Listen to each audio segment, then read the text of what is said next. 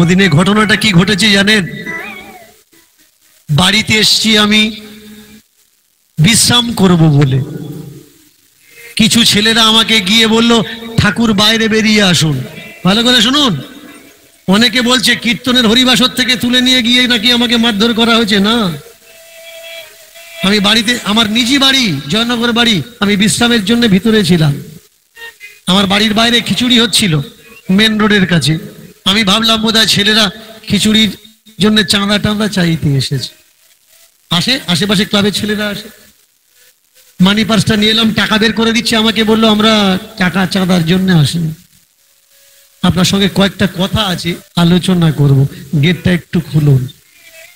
এবার বলুন, আমি গেট খুলছি তার সঙ্গে কথা বলার জন্যে, এটা আমার ভদ্রতা নাকি আমার অজ্ঞানতা? আমি তাদের কথা বলার জন্যে গেট খুলে দিলাম। অনেক রকম মানুষ আসে, তাদের সঙ্গে কথা বলতে হয়, বসতে দিতে হয়। আর আমাদের সনাতন ধর্ম আছে অতিথি দেব ভবঃ, অতি বড় শত্রু যদি হয় বাড়িতে আসলে তাকে বসতে জায়গা দিতে হয়। কিন্তু আমার সঙ্গে যেটা ঘটলো, এইরকম শত্রু যদি আসে বাড়িতে ঢুকতে দিতে হয়। তাহলে সনাতন ধর্ম কি শেখাচ্ছে? শত্রু যদি হয় বসতে জায়গা দিন, নাকি শত্রুর জন্যে ঘরের দরজা বন্ধ করে দিন? বাস্তব একটা, শিক্ষা আর একটা। বিশ্বাস করে ওদের আমি কাছে ডাকলাম, আমার ভাইয়েরা, আমার ছেলেরা বলে। ওরা কি করলো? ওরা চেয়েছিল আমাকে তুলে নিয়ে গিয়ে ক্ষমা চাওয়ানোর একটা ভিডিও তৈরি করবে, দেখো দীনকৃষ্ণ ঠাকুর সকলার সামনে ক্ষমা চাচ্ছে। অনেক অত্যাচার আমার উপরে করা হয়েছে, আর বারবার বলা হয়েছে আপনি ক্ষমা চান। আমি বলেছি একবার কেন, 1000 বার ক্ষমা চাইব যদি আমি ভুল বলে থাকি। আগে তো প্রমাণ করুন আমি ভুল বলছি। ঝগড়া অশান্তি কখন হয়? মানুষের যখন জ্ঞানের দরজা বন্ধ হয়ে যায়, তার কাছে দেওয়ার জন্যে আর যখন কিছু থাকে না, অজ্ঞান তার পরিসীমা বৃদ্ধি হলে তখন হয় অশান্তি। না ভাই, কেন অশান্তি করব? যদি তুমি মনে করছো তুমি সনাতন ধর্মের মানুষ, মন্দির ভালোবাসো, তাহলে ওই দিন তো মন্দিরের ভিতরে আমি চুপ করে দাঁড়িয়েছিলাম, সব থেকে বেশি গালাগালি কারা করলো? গালাগালি তো তোমরাই করলে ভাই। তোমরা এই শিক্ষা পেয়েছো যে মন্দিরের ভিতরে ঢুকে ঠাকুরের সামনে গালাগালি করতে হয়। কই, আমি তো এই শিক্ষা পাইনি। আমি শিক্ষা পেয়েছি মন্দির পবিত্র জায়গা হয়, আমিও মন্দিরের সামনে মাথা নোয়াই, কারণ যেখানে শ্রদ্ধায় সকলে মাথা নোয়ায় সেখানে আমারও মাথা নোয়ানোর দরকার। সেই জায়গাটায় না নোয়াই, সকলের শ্রদ্ধাতে আমি নোয়াই। কিন্তু তার মানে তো এই নয় যে হিংসা দিয়ে সবকিছু ঠান্ডা করা যায় না। হিংসা দ্বারা যতবার জয় হয়েছে, জয় নয় ততবার ধ্বংস হয়েছে। আর এই হিংসা দিয়ে যুদ্ধ করতে গিয়ে কুরুক্ষেত্রের নামক যুদ্ধে শুধু রক্তের বন্যা বয়েছে। কেউ ছিল না বিশ্বের বুকে কোনো বড় যোদ্ধা, কোনো বড় রথী, কোনো বড় মহারথী। সত্যি কথা বললে এই জায়গায় তো বন্ধু বেজায় হয়ে যায়।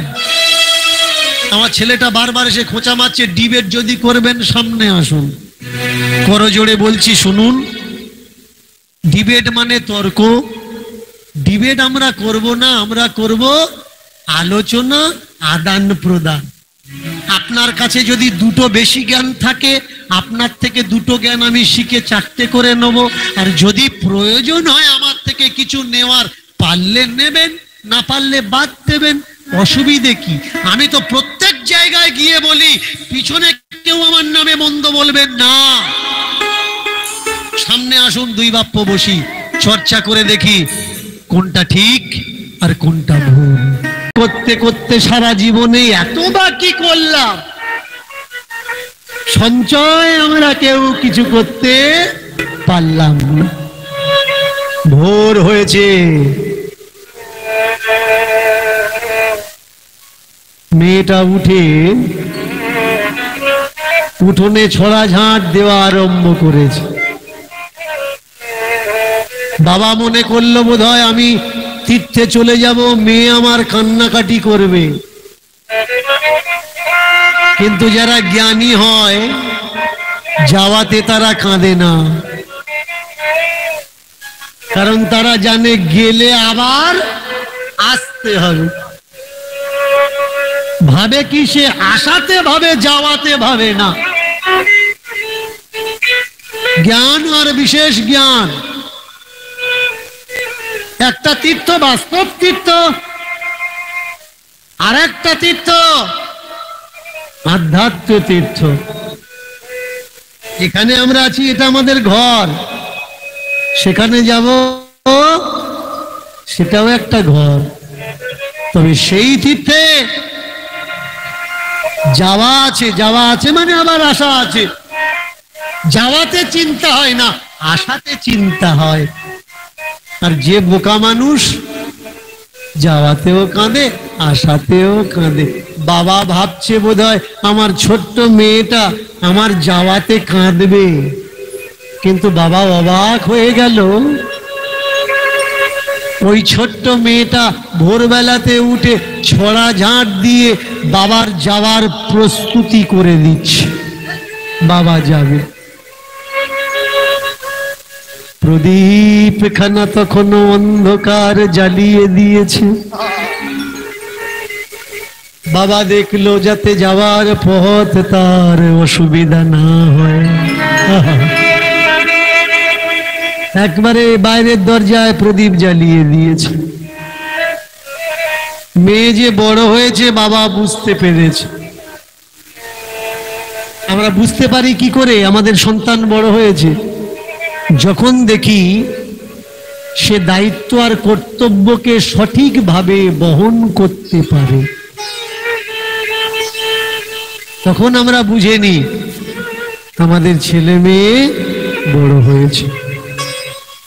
কিন্তু শুধু আকার শরীরে বৃদ্ধি হয়েছে, দায়িত্ব আর কর্তব্য পালন করে না, ও বড়কে বড় বলে না। ও বাবা মার হামেশা চিন্তাই থেকে যায় যে এ তো বয়সে বড় হলো, কিন্তু সত্যি সত্যি বড় হয়ে এখনো হলো না। বাবা বেরুচ্ছে বাড়ি ছেড়ে, বাইরে গিয়ে পিছন ফিরে মেয়েকে বলছে, ওমা মনে আছে তো? হ্যাঁ, ঠাকুর ঘরে গোপালকে, কৃষ্ণ ঠাকুরকে না খেতে দিয়ে খাবো না, তাই তো? ও চিন্তা তোমার করা লাগবে না, ও চিন্তা আমার। তুমি যাও, তীর্থে যাও।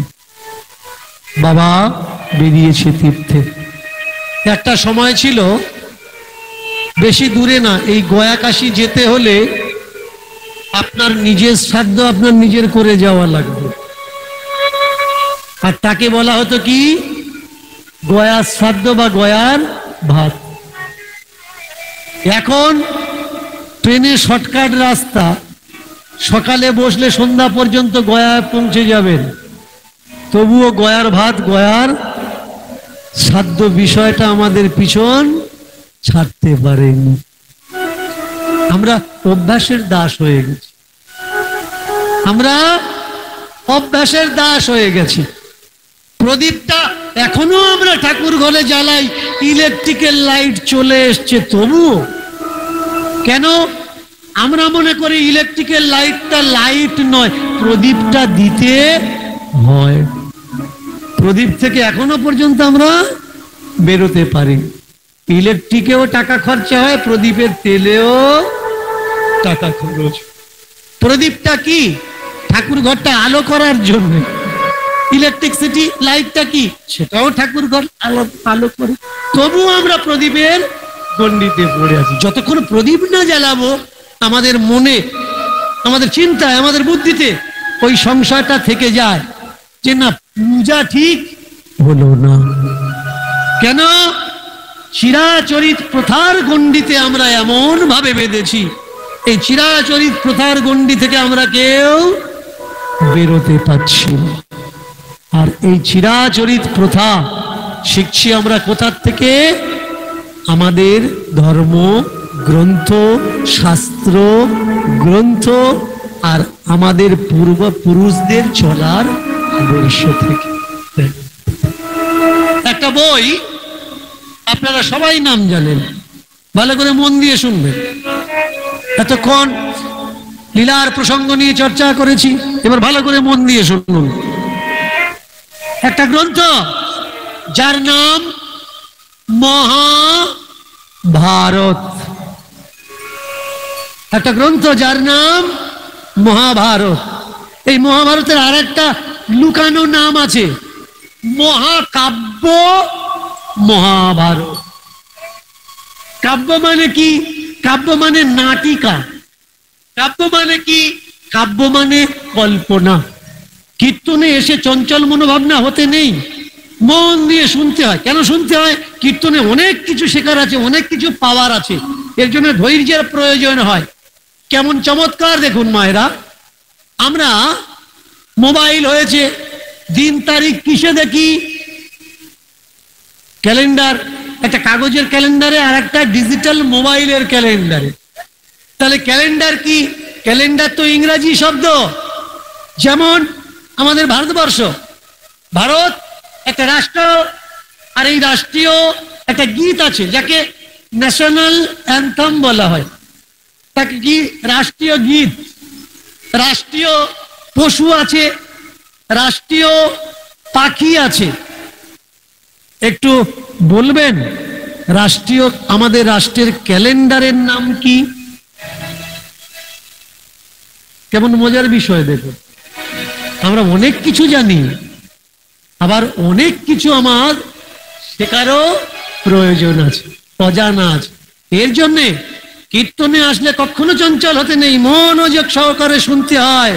কারণ চঞ্চল হয়েছ তো তোমার পাওনার অনেক শব্দ, অনেক তত্ত্ব কোন সময় তুমি বঞ্চিত হয়ে যাবে তুমি বুঝতে পারবে না। তাহলে আমাদের রাষ্ট্রীয় ক্যালেন্ডারের নাম বলবো কি মায়েরা? বলবো নাকি পরে বলবো? প্রত্যেকটা জিনিস তার একটা নাম আছে, কিন্তু আমাদের জিনিসটা আমরা জানি না যে আমাদের জিনিসটা কোনটা। আমরা গল্প কথাকে ধর্মগ্রন্থ বলে মনে করেছি, তাই তো আমাদের জীবনটা ধার্মিক না হয়ে গল্পের মতো হয়ে গেছে। আমাদের জীবনে আমরা ধার্মিক কেন হতে পারিনি? কারণ ধর্মগ্রন্থকে আমরা না ধরে গল্প গ্রন্থকে ধরে আমরা আমাদের জীবনকে গল্প বানিয়ে দিয়েছি। সামনে পড়ে আছে একটা সত্য, সেই সত্যকে আমরা দেখতে পাই না, কিন্তু বেশ কিছু মানুষ মিথ্যার সত্যকে আমাদের দেখাচ্ছে আর আমরা সেই সত্যকে দেখে নিচ্ছি। যেমন একটা গল্প আপনারা এতদিন শুনে এসছেন, দ্রৌপদীর বস্ত্রহরণ লীলা শুনেছেন না? ভগবান শ্রীকৃষ্ণ হাত কেটে গেছিল আর দ্রৌপদী কাপড়ের আঁচল ছিঁড়ে ভগবান শ্রীকৃষ্ণের হাতে বেঁধে দিয়েছিলেন। আর ওই আঁচল ছেঁড়ার ঋণের দায়ে দুর্যোধনের নির্দেশে দুঃশাসন যখন তার নির্বস্ত্র করছিল, ঠিক সেই সময় যতক্ষণ বস্ত্র ধরে টানাটানি করেছে ভগবান শ্রীকৃষ্ণ অন্তরিক্ষ থেকে বস্ত্র দান করেছে। এই বস্ত্র কোথায় ছিল? এ বস্ত্রগুলো কাদের বস্ত্র? যখন টানতে টানতে দম হয়ে গেল, দুঃশাসন কাপড় ছেড়ে দিয়ে অন্দরমহলে প্রবেশ করেছে। দেখলো অন্দরমহলে রমণীগণ তারা ছুট পাড়াবাড়ি করছে। কি গো, তোমরা ছোটাছুটি করছো কেন? কেন ছুটছো, এদিক ওদিক করছো? ঘরের মধ্যে ঢুকে দরজা দিয়ে তারা বলে উঠলো যে আমরা নির্বস্ত্র হয়ে গেছি, আমরা উলঙ্গ হয়ে গেছি, আমাদের শরীরে কাপড় নেই। কেন? এত বড় জঘন্য অপরাধ কাজ কে করেছে যে আমাদের রাজবাড়ির রমণীদের নির্বস্ত্র করেছে? বলে আর কেউ নয়, সেই মহান ব্যক্তি তুমি।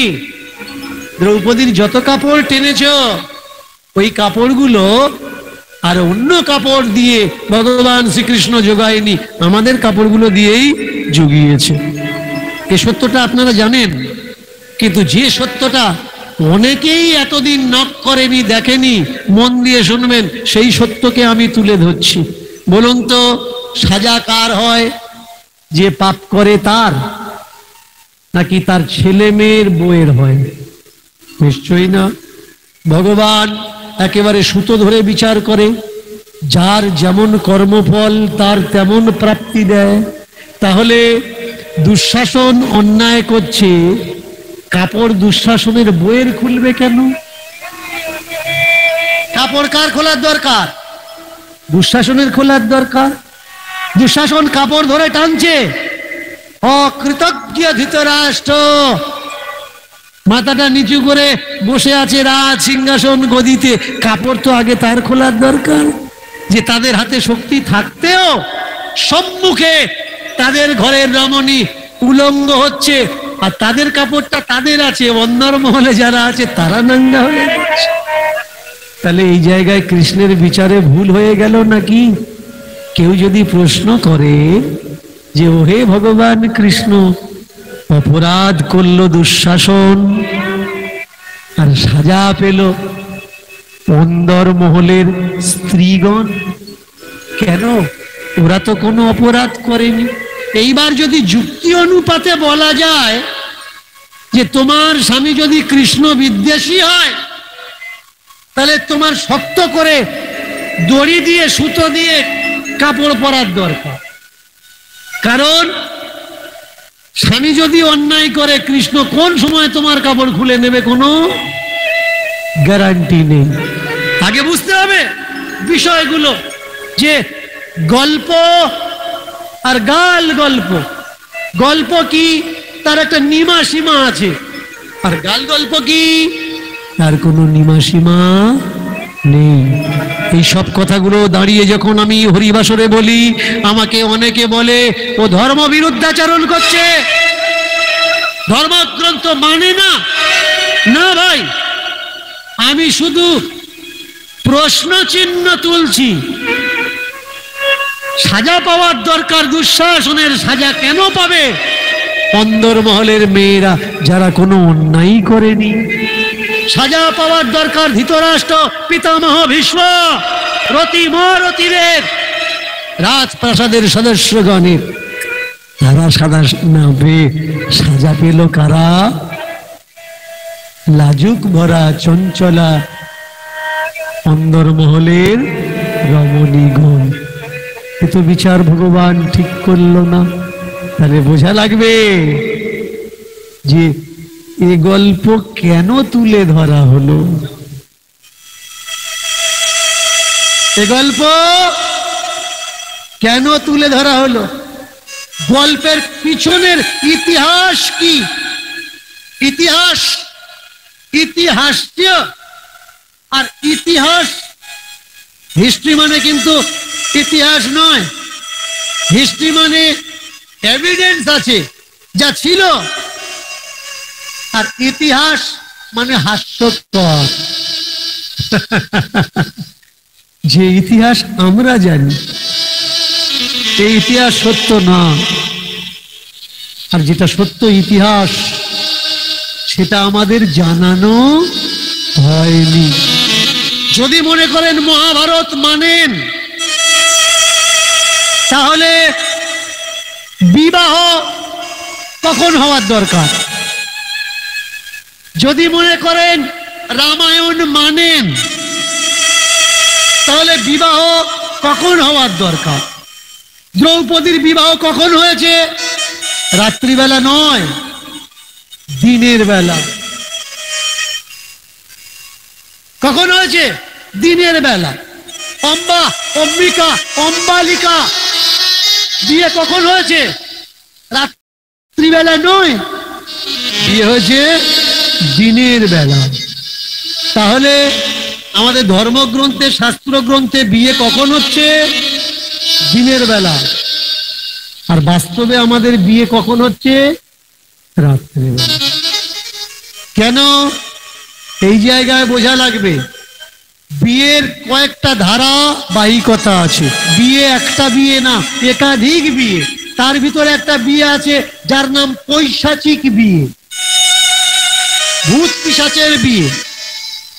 দিনের বেলায় যখন কখনো কখনো বর্ষা হয় আর রোদ্দুর ওঠে, দিদিমা ঠাম্মারা কি বলে? শেয়ালের বিয়ে হচ্ছে। রাতে কাদের বিয়ে হয়? ভূত পেতের বিয়ে হয়, পিশাচ বিবাহ বলে যায়। এবার বলুন, যারা যারা বিয়ে করেছেন দিনের বেলায় করেছেন না রাতের বেলায় করেছেন? তাহলে আপনারা কারা, আমরা কারা? আগে বোঝা লাগবে সত্য কোনটা আর মিথ্যা কোনটা। দেখাতে পারবেন? দ্রৌপদীর বিবাহতে কোনো ব্রাহ্মণ লেগেছে?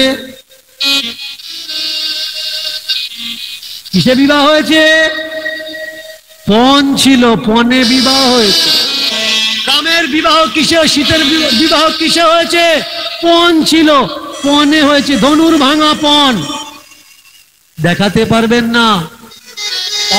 অম্বিকা, অম্বালিকা, কুন্তি, গান্ধারী এদের বিয়ে হয়েছে কোনো ব্রাহ্মণের প্রয়োজন হয়েছে।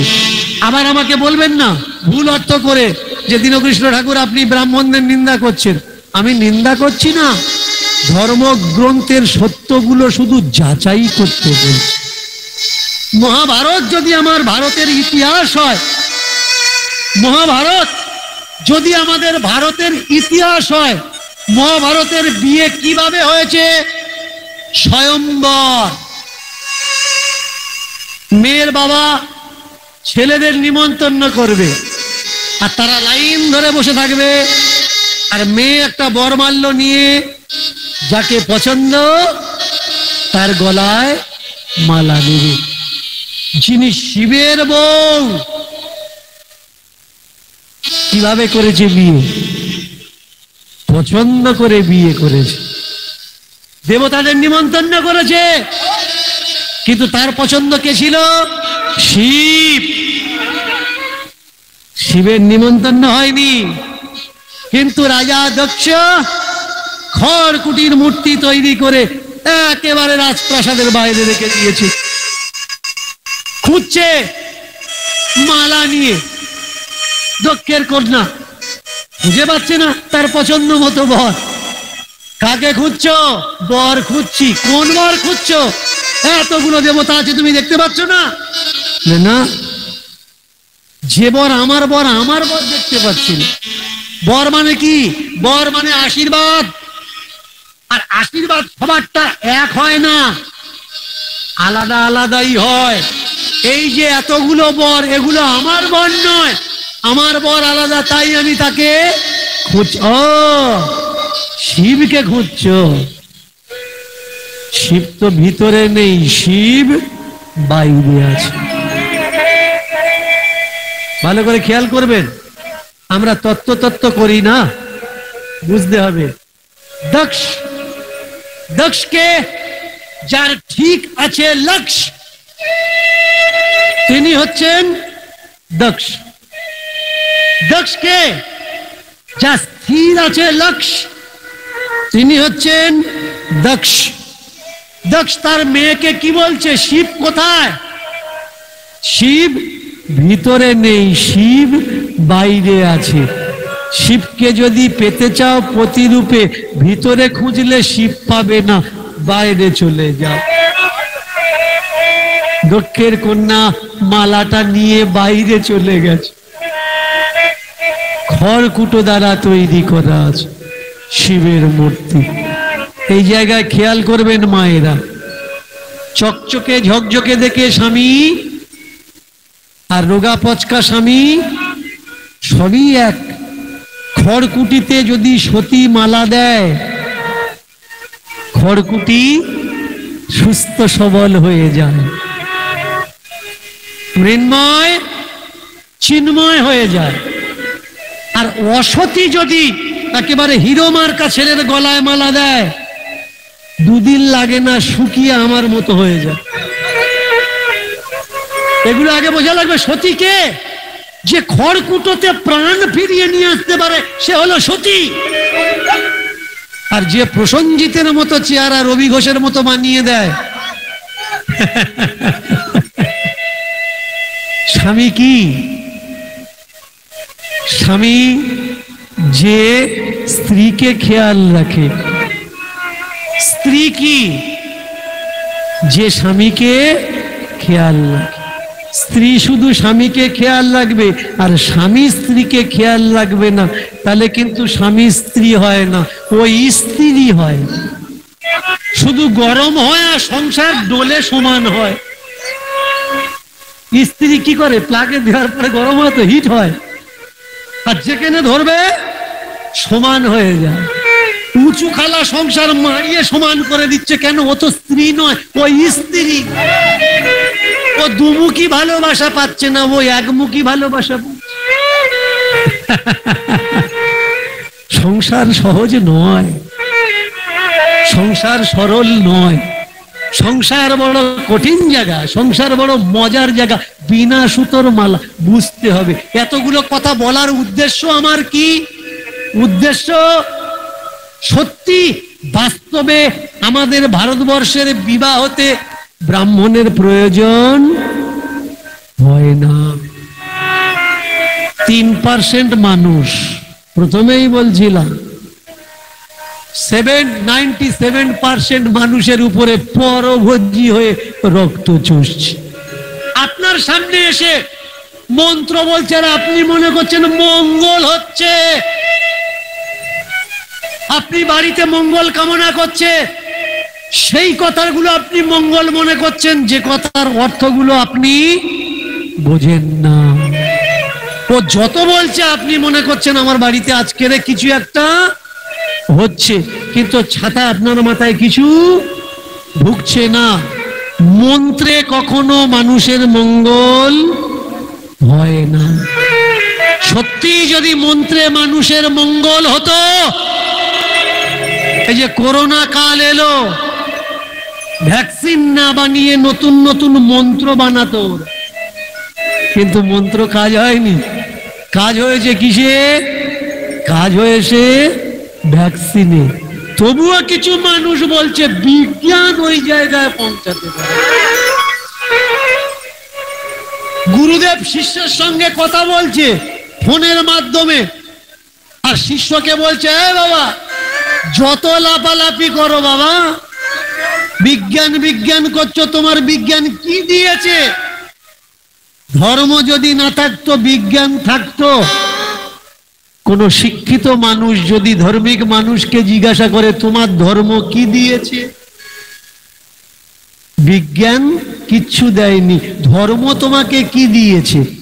ধার্মিক মানুষকে যদি জিজ্ঞাসা করা হয় ভূমিকম্প হচ্ছে কেন, ভালো করে খেয়াল করবেন, কোন ধার্মিক মানুষকে যদি জিজ্ঞাসা করা হয় ভূমিকম্প হচ্ছে কেন, সে বলবে অনন্ত নাগের ফোনার উপরে পৃথিবী আছে, ওই নাগ যখন একটু এদিক ওদিক করে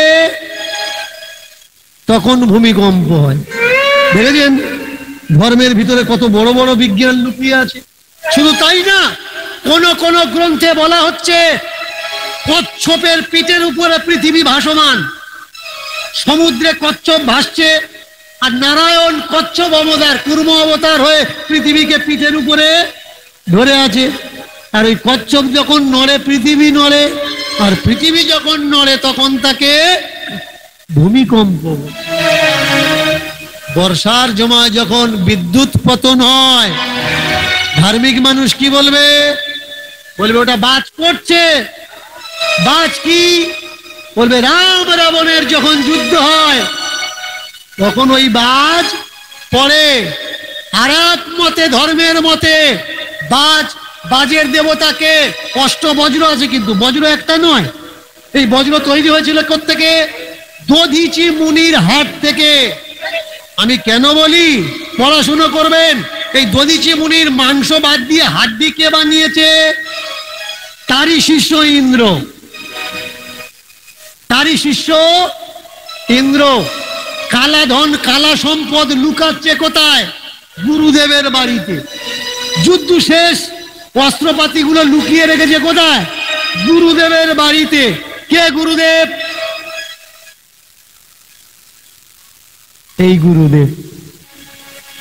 গুরুদেব অস্ত্রগুলো দিলাম, সামলান। দেখুন আপনার কাছ থেকে কেউ অস্ত্র নিয়ে যাবে না। দধিজি অস্ত্রগুলো সামলে রাখে, আর মাঝে মধ্যে দেখে মরচে পড়ে যাচ্ছে। কেউ যদি আপনার বাড়িতে কোনো দা শাবল রেখে যায় তো আপনি কি করবেন? আপনাকে বলে গেল আপনি খেয়াল করবেন আমার জিনিসগুলো, 1-2 বছর পরে আমি আবার আসবো দেশে ফিরে, তখন চেয়ে নেব। এবার যে বুদ্ধিমান মানুষ সে কি করে, মাঝে মধ্যে চেক করে জং আসছে কিনা, যদি জং আসে কি করে, একটু ঘষা মাজা দিয়ে দেয়। তা দধিচি করেছে কি, যন্ত্রপাতিগুলো তার জিম্মায়, অস্ত্রপাতিগুলো তার জিম্মায়, মাঝে মাঝে দেখছে মরচে ধরে যাচ্ছে, পরে কি ঘষা টসা দেয়, ধুয়ে ধুয়ে রাখে। এখন যতবার ধুতে যায় যাকে জলের ভিতরে কোনো তরল পদার্থ বেরিয়ে যাচ্ছে। এইবার ওই তরল পদার্থগুলো দধিচি করে কি, ফেলে না দিয়ে নিজে পান করে নেয়। এইভাবে করতে করতে যখন ইন্দ্রের অস্ত্র দরকার হলো, এসে বললে গুরুদেব আমাদের সেই সব অস্ত্রগুলো কই দিন, এখন দানবেরা স্বর্গরাজ্য আক্রমণ করেছে, যুদ্ধ করতে হবে। ওমা, অস্ত্রগুলো গিয়ে দেখে সর্বনাশ হয়ে গেছে, ও আর লড়ার কন্ডিশন নেই।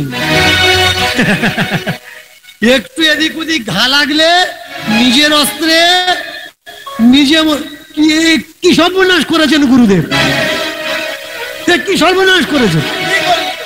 অস্ত্রের তো কোনো প্রাণ নেই, কোনো শক্তি নেই।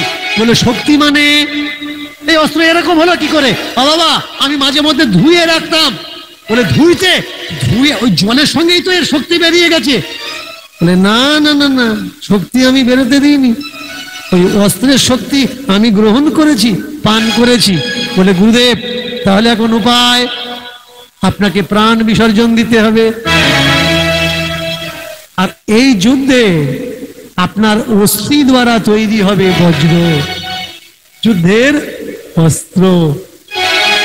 গুরু হয়ে দধিচি যে ত্যাগ দিয়েছিলেন, তাই সেই ত্যাগের নাম হচ্ছে দধিচির ত্যাগ। আর এই দধিচির পা থেকে মাথা পর্যন্ত কটা বজ্র তৈরি হয়? 8টা বজ্র তৈরি হয়, অষ্টবজ্র। আর এই অষ্টবজ্রের পিঠের মেরুদণ্ডের যে হাড় আর এই পিঠের বুকের যে খাঁচা, এটা কার হাতে ছিল? ইন্দ্রের হাতে। আর এই যে উপর থেকে বাজটা পড়ছে, এই বাজ কার? ইন্দ্রের মারা বাজ। তাহলে আপনার ছেলে কষ্ট করে লেখাপড়া শিখেছে, যদি আপনাকে বলে না বাবা ইন্দ্র বাজ মারে না, প্লাস প্লাইউড আর মাইনাস প্লাইউড দুজনার সংস্পর্শে হলে তড়িতের উৎপন্ন হয়, আর ওই বিদ্যুৎ ঝলক আমরা আকাশে দেখতে পাই। তাহলে তো বিজ্ঞান আর ধর্মগ্রন্থের প্রমাণ দুটো খুঁজে পাচ্ছি না ভাই। তাহলে কোন দিকে আমরা যাব? কোন দিকে আমরা পোক করব? কোন দিকটা আমাদের দিশা হবে? কোন দিকটা আমাদের পথ হবে? ধর্ম নাকি বিজ্ঞান? কোন দিকটা আমাদের পথ হওয়ার দরকার? শিক্ষা নাকি দীক্ষা? কোন দিকটা আমাদের পথ হওয়ার দরকার? স্কুল কলেজ নাকি মন্দির? যারা কদিন আগে বলছিল মন্দিরে গেলে ডাক্তারখানায় যাওয়ার প্রয়োজন নেই, তারা নিজেরা এখন অসুস্থ হয়ে ডাক্তারখানায় শুয়ে আছে, মন্দিরে একবারও যাচ্ছে। সত্য কোনটা? সত্য যারা জানে তারা কলমকে নিল, আর তোমার আর আমার হাতে কেতাব তুলে দিল। গীতা বয়ে বেড়া, মরার পরে স্বর্গে যাবি। আপনি, আমি, আমার ঘরের ছেলে মেয়ে, বাবা মারা কীর্তনিয়া কীর্তন করতে এসেছে, ঠিক এতটা একটা চামর, হাতের দিকে খেয়াল করবেন, এতটুকু একটি কাঠ, গোলাপি বা লাল রং করা, আর তার মাথায় সামান্য কটা পাটের চুল বাঁধা, এইরকম একটা চামর আর একটা টাকা নিয়ে মাথায় করে কষ্ট করে দাঁড়িয়ে আছে, তোমার হাতে দেবো, আমি স্বর্গে যাব। দেখেছেন আমরা কোন জায়গায় এসে দাঁড়িয়েছি? না ভাই, গীতা দানে মানুষ স্বর্গে যায় না, গীতা পড়লে মানুষ সত্যকে জানে। এর জন্য গীতা দান করার প্রয়োজন নেই, গীতা খুলে আগে পড়ো, ওর ভিতরে লেখা আছে। সত্যি কি ভালো কিছু লেখা আছে নাকি খারাপ কিছু লেখা আছে? কষ্ট কোন জায়গায় লাগে জানেন? যারা নিজেরা ধর্ম করছে, ধর্মের তারা কিচ্ছু জানে না। আমি বড় ধার্মিক, গ্রন্থের নাম বলো পড়িনি, গ্রন্থের নাম বলো চোখে দেখিনি। তাহলে কে কে ধার্মিক? কে? যে তো সব রকম ধর্মগ্রন্থ পড়েছে, পাঠ করেছে, তবেই তো ধার্মিক। নাকি কিনে মাথায় করে বয়ে নিয়ে অন্যজনকে দিয়েছে, ও ধার্মিক? গীতার একটা শ্লোক আমি আপনাদের শোনাচ্ছি, মিলিয়ে দেখে নেবেন। আজ পর্যন্ত যারা আমার বলা কথাগুলো গ্রন্থের সঙ্গে রেফারেন্স হিসেবে মিলিয়ে দেখে নিয়েছে, তাদের জীবন পরিবর্তন হয়ে গেছে। আর যারা মিলিয়ে দেখতে পারেনি, তাদের ভিতরে সংশয় সৃষ্টি হয়েছে। বাড়িতে যাবেন, গীতা খুলে দেখবেন, 9ম অধ্যায়। মায়েরা, কত নম্বর অধ্যায় বললাম? 9 নম্বর অধ্যায়, 31 নম্বর শ্লোক। 9 নম্বর অধ্যায়, 31 নম্বর শ্লোক। সেখানে বলা হচ্ছে, নারী, শূদ্র আর বৈশ্য এরা পাপজনী। খেয়াল করবেন, আমার কথা না, গীতার বাণী, 9ম অধ্যায়ের 31 নম্বর শ্লোক। নারী পাপজনী, শূদ্র পাপজনী, বৈশ্য পাপজনী। পাপজনীকে যারা ধর্মকর্মে ব্রতী হওয়ার কোনো অধিকার যাদের নেই, তাদের বলা হয় পাপজনী। চমৎকার বিষয়। এবার বলুন, সব থেকে বেশি ধর্মকর্ম করে কারা? আমাদের ঘরের মায়েরা, তাই তো? ঠাকুর ঘরে সব থেকে বেশি কে যায়? বারব্রত কারা বেশি করে? তীর্থে কারা বেশি ছুটে যায়? ঠাকুর ঠাকুর করে কান্নাকাটি কারা করে? আমার ঘরের মায়েরা করে। তাহলে গীতার নিয়ম অনুসারে যদি নারী পাপজনী হয়, তাহলে সেই নারী ধর্ম করে উদ্ধার তার কি করে হয়? কখনো হতে পারে না। শুধু তাই না, বৈশ্য পাপজনী। বৈশ্য কারা? যারা ব্যবসা বাণিজ্য করে, ইটের ব্যবসা করছে, বিড়ির ব্যবসা করছে, তামাকের ব্যবসা করছে, পারচুনের ব্যবসা করছে, হলদির ব্যবসা করছে, লঙ্কা শাক সবজির ব্যবসা করছে, মিষ্টির ব্যবসা করছে, কাপড় জামার দোকান করে বসেছে, এরা বৈশ্য। এরা কারা? পাপজনী। তাহলে আপনি যে দোকান করে উপরে একটা ছোট্ট মন্দির করে প্রদীপ জ্বালিয়ে দিয়ে প্রদীপ ঘোরাচ্ছেন, ঠাকুর মঙ্গল করো, তোমার প্রার্থনা তো ঠাকুর শুনবে না, তুমি তো পাপজনী ভাই। কষ্ট এই জায়গায়। আমাকে অনেকে বলে আপনি ধর্মকে নিন্দা করছেন। আমি ধর্মকে নিন্দা করছি না। আমাদের জন্য যেসব নিন্দাসূচক কথাগুলো ধর্মগ্রন্থের ভিতরে লেখা আছে, শুধু সেগুলো তুলে ধরছি ভাই। এই লেখাগুলো আমাদের জন্য নয়।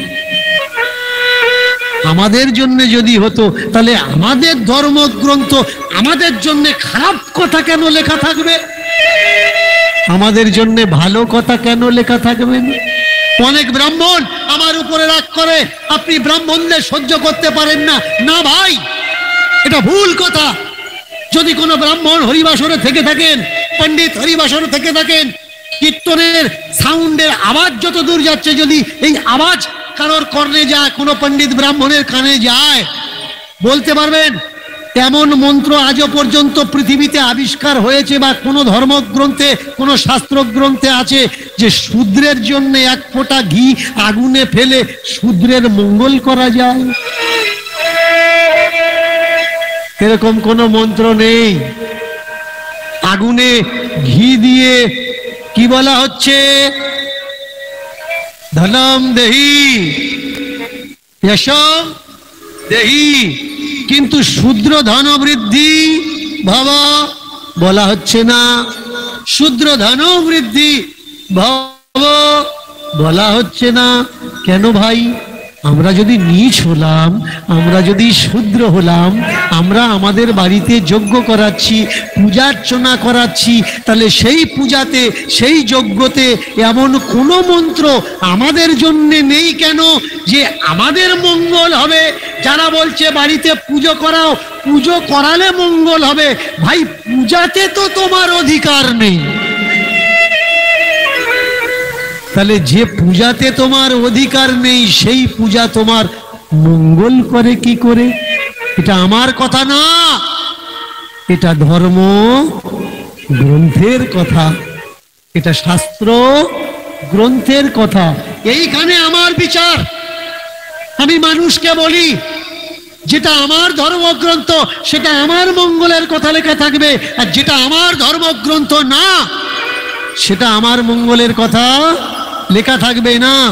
কোনো বইয়ে যদি লেখা থাকে অমুক মানুষের মঙ্গল হোক, অমুক মানুষের কল্যাণ হোক, অমুক মানুষের দরিদ্রতা দূর যাক, অমুক মানুষের সংসারে শান্তি আসুক, তার মানে ওই বইটা অমুক মানুষের বই, তুমুক মানুষের বই না।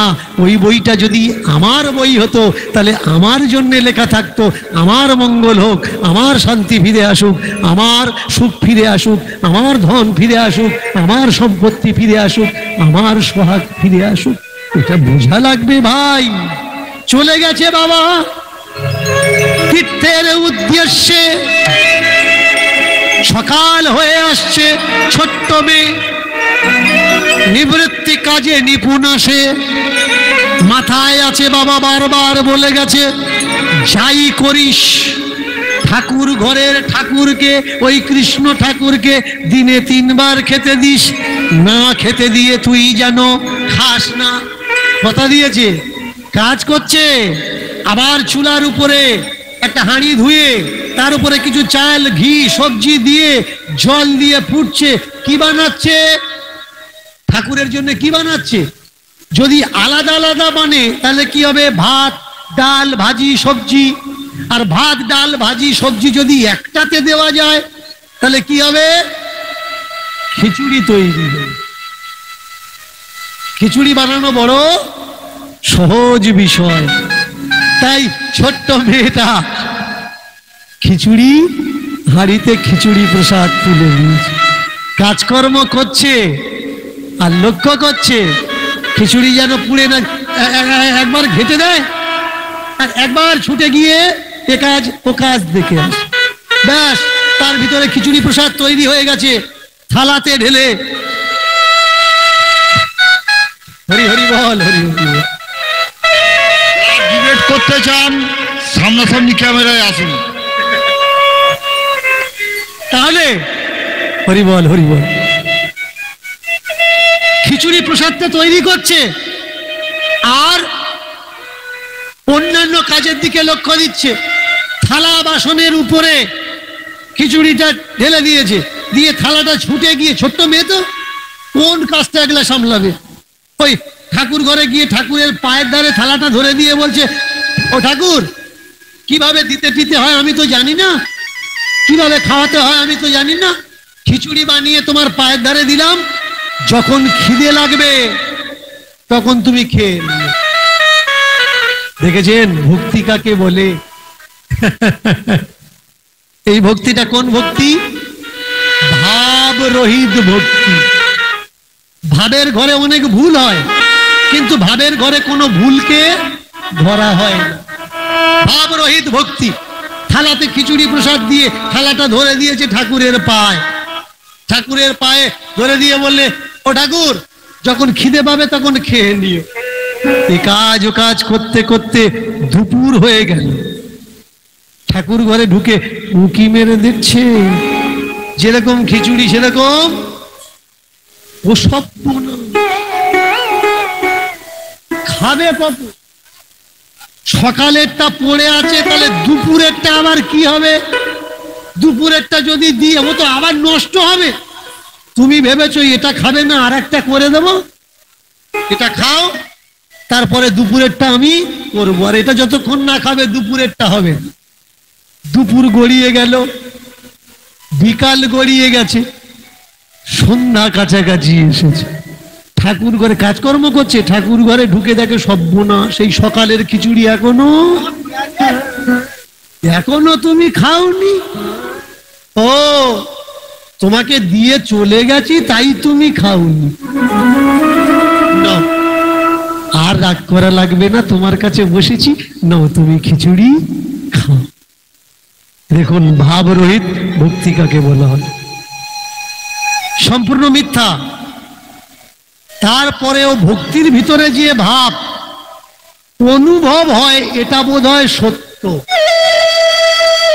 মনে হয় আমার সঙ্গে হচ্ছে, অনুভূতিতে হয়।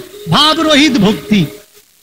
বসেছে ঠাকুরের কাছে, কাছে বসিনি তাই সকাল থেকে অভিমান করে খাওনি, নাও না খাও। সন্ধ্যা হয়ে এসেছে, সন্ধ্যের পরেও তো আমার আবার জোগাড় করতে হবে, নাও খাও। ও বাবা চন্দন দেয়, ফুল দেয়, কত কি দেয়, আমি দিইনি তাই তুমি খাওনি, নাও নাও। এই চন্দন দিয়ে দিলাম, এই ফুল দিয়ে দিলাম, এই দূর্বা দিয়ে দিলাম, এই তোমার গলায় মালা দিলাম, তোমার কপাল সাজিয়ে দিলাম, নাও এবার তুমি খাও। ঠাকুর খায়? ঠাকুর যে খায় না, এ ছোট্ট মেয়েটা কেমন?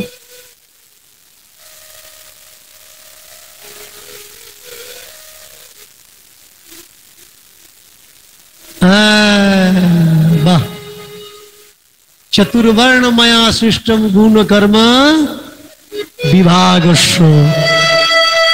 বইতে লেখা আছে, বাস্তবে নেই। শুনুন, ও তো আজকের বাবা সাহেব অধিকার দিয়েছে বলেই পড়ছে। শূদ্রের গ্রন্থের ধারে বাড়ে আসা নিষেধ ছিল ভাই। আজকে যারা লেখাপড়া শিখছে অনেকে বাবা সাহেবকে জানে না, কেই বাবা সাহেব। তৎকালীন সময়ে গোটা বিশ্বের ভিতরে 10 জন শিক্ষিত মানুষের একজন শিক্ষিত মানুষ। তাহলে স্বীকার করতে পারবেন বাবা সাহেব ব্রাহ্মণ ছিলেন? পারবেন না। ব্রাহ্মণের জামাই হিসাবে বাবা সাহেবকে স্বীকার করতে পারবেন, কিন্তু বাবা সাহেবকে ব্রাহ্মণ হিসাবে স্বীকার করতে পারবেন কেন? মনুস্মৃতি, হিন্দু লোক গ্রন্থ। ভালো করে মন দিয়ে শুনবেন। খোঁচা যখন মারল, মন দিয়ে শুনুন, গীতার কাছে মনুস্মৃতি মিথ্যা, আর মনুস্মৃতির কাছে গীতা মিথ্যা। কোন গ্রন্থ বড়? গীতা বড় না মনুস্মৃতি বড়? গীতা আপনার অধিকার, কিন্তু মনুস্মৃতি আপনার অধিকার নয়। কনস্টিটিউশন আলাদা হয়, গ্রন্থ নিয়ম গ্রন্থ আলাদা, ল গ্রন্থ আলাদা হয়। সেই হিন্দু ধর্মের ল গ্রন্থ কি? মনুস্মৃতি। সেখানে বলা হচ্ছে ব্রাহ্মণ জন্ম জায়তে ব্রাহ্মণা। ব্রাহ্মণের ছেলে জন্মের পরেই সে ব্রাহ্মণ। একজন ব্রাহ্মণের ছেলে সে যদি মূর্খ হয় তবুও সে পূজনীয়। আমার কথা না, মনুস্মৃতির কথা। শুনুন শুনুন, শুনেনি শুনুন। মনুস্মৃতি বলছে ব্রাহ্মণের ছেলে যদি মূর্খ হয় তবুও সে পণ্ডিত ব্রাহ্মণ, পুজো পায়। কিন্তু শূদ্র যদি পণ্ডিত হয় তবুও সে নমস্য না। গীতায় ভগবান বলছেন চতুর্বর্ণ আমার থেকে সৃষ্টি হয়েছে। ভালো করে মন দিয়ে শুনবেন। গীতায় ভগবান বলছেন চতুর্বর্ণ আমার থেকে সৃষ্টি হয়েছে, আর গুণ আর কর্মের দ্বারা আমি বিভাগ করি ব্রাহ্মণকে। ব্রাহ্মণ 6টা গুণে ব্রাহ্মণ হয়, 6টা কর্ম, 6টা ধর্মতে ব্রাহ্মণ হয়। সেই 6টা ধর্ম কর্ম কি? ব্রাহ্মণ পড়তে পারবে, পড়াতে পারবে। ব্রাহ্মণ পড়তে পারবে, পড়াতে পারবে। ব্রাহ্মণ যজ্ঞ করতে পারবে, যজ্ঞ করাতে পারবে। ব্রাহ্মণ বেদ পাঠ করতে পারবে, বেদ পাঠ করাতে পারবে। ক্ষত্রিয় কটা কর্মেতে ক্ষত্রিয় হয়? 3টে কর্মেতে ক্ষত্রিয় হয়। ক্ষত্রিয় পড়তে পারবে কিন্তু কাউকে পড়াতে পারবে না। ক্ষত্রিয় যজ্ঞ করতে পারবে কিন্তু যজ্ঞ করাতে পারবে না। ক্ষত্রিয় দান দিতে পারবে কিন্তু দান নিতে পারবে না। কটা কর্মে বৈশ্য হয়? একটা কর্মে বৈশ্য হয়, দ্রব্য বস্তুর বিনিময়ে অর্থ সঞ্চয় করা। এই কর্মই হচ্ছে বৈশ্যের মূল কর্ম। আর শূদ্রের শুধুমাত্র সেবা করা। কর্ম গুণে যদি জাত হয়, গীতায় লেখা আছে, তাহলে বলুন তো ব্রাহ্মণের ছেলে যদি মিলিটারিতে চাকরি করছে, মানে যুদ্ধ করার জন্য গেছে, তাহলে ও ক্ষত্রিয়? আগে জানুন না ভাই, বোঝা লাগবে। কোন ব্রাহ্মণের ছেলে চায়ের দোকান করে রেখেছে, তাহলে ও কর্মগুণে কি হবে? বৈশ্য হবে। কিন্তু ওর নামের পরে কি লিখছে? বৈশ্য লিখছে না ব্রাহ্মণ লিখছে? বলুন তো, যদি কর্মগুণে ধর্ম হয়, কর্মগুণে যদি বর্ণ হয়, তাহলে মিলিটারির মেয়ে খুঁজতো, দোকানদারের মেয়ে খুঁজতো। ব্রাহ্মণের ছেলে হয়ে মিলিটারিতে চাকরি করছে, তবুও বিয়ের সময় কার মেয়ে খুঁজছে? ব্রাহ্মণের মেয়ে। কেন ভাই? তুমি তো ব্রাহ্মণ নও, কর্মগুণে তুমি তো ক্ষত্রিয়, তাহলে তোমার ক্ষত্রিয়ের মেয়ে নেওয়ার দরকার। কোন ব্রাহ্মণের ছেলে লেখাপড়া শিখে ডাক্তার হয়েছে, তাহলে ডাক্তার কোন ক্যাটাগরিতে পড়ে? বৈদ্যের ক্যাটাগরিতে পড়ে। ভালো করে শুনবেন, ডাক্তার কোন ক্যাটাগরিতে পড়ে? বৈদ্যের ক্যাটাগরিতে পড়ে। তাহলে ব্রাহ্মণ লেখাপড়া শিখে যদি ডাক্তার হয়, তার ছেলে মেয়ে সে বিয়ে করতে গেলে, যদি কেউ ডাক্তার হয়, বিয়ে করতে গেলে বৈদ্যের মেয়ে খুঁজবে না ব্রাহ্মণের মেয়ে খুঁজবে? বইতে বলা হয়েছে তোমার জন্য অনেক কিছু, যাতে তুমি দোষ ধরতে না পারো, কিন্তু বাস্তবে দেখাও না। চা বিক্রি করা ব্রাহ্মণের ছেলেটা চা বিক্রি করা মেয়ে খোঁজে কি না? হচ্ছে ব্রাহ্মণের মেয়ে। সর্বনাশ কোন জায়গায়? 3500-এরও বেশি জাতিতে ভুক্ত করেছে তোমাদের, এত টুকরো করেছে যে এক হওয়াটা বড় মুশকিল। তোমার পিছনে চর্মকার, তাকে গোদা বাংলা ভাষায় মুচি বলা হয়। রুই দাস, দাস 2 প্রকার হয়, একটা বেতে দাস, একটা রুই দাস। বেতে দাসকে এখন এইসব জিনিসগুলো উঠে যাচ্ছে, যারা বেতের তৈরি করা ধামা, কুলো, এগুলো তৈরি করে, এরাও মুচি। যারা কুলো তৈরি করে, খোড়া তৈরি করে, ধামা তৈরি করে, পালি তৈরি করে, এদেরকে বেতে দাস বলা হয়। আর রুই দাস কাদের বলা হয়? যারা চামড়া তৈরি করে। বলুন তো, চামড়ার কাজ যারা করে তাদেরকে কি বলা হয়? বলুন মায়েরা, জোর করে বলুন। কি একটু বলবো তো নাকি? আমাকে বলা হয়েছে কিন্তু যে বাবা একটু খোলাখুলি বলবেন। এবার তোমরা যদি সারা বন্ধ হয়ে যায়, আমি খুলবো, কার সামনে খুলবো? বলার ইচ্ছা হবে না। যারা চামড়ার কাজ করছে এদের কি নীচ জাত, মুচি বলে। এবার বলুন তো, যে চামড়ার কাজ করছে, চর্মকার, তাকে যদি মুচি বলা হয়, তাহলে ওই চামড়া যে বাজাচ্ছে সে কে? কি দুর্গাপুজোর সময় ঢাক বাজাচ্ছে কে? মুচি। আর ওই ঢাকের তালে ধুনুচি নিয়ে নাচছে কে? ব্রাহ্মণ। কে ছোট? জাতের অনুপাতে যে ঢাক বাজাচ্ছে সে ছোট। জাতের অনুপাতে, সম্পর্ক হিসাব অনুপাতে ঠাকুরের সামনে যে ধুনুচি নিয়ে নাচছে সে কি ছোট না বড়? বড়।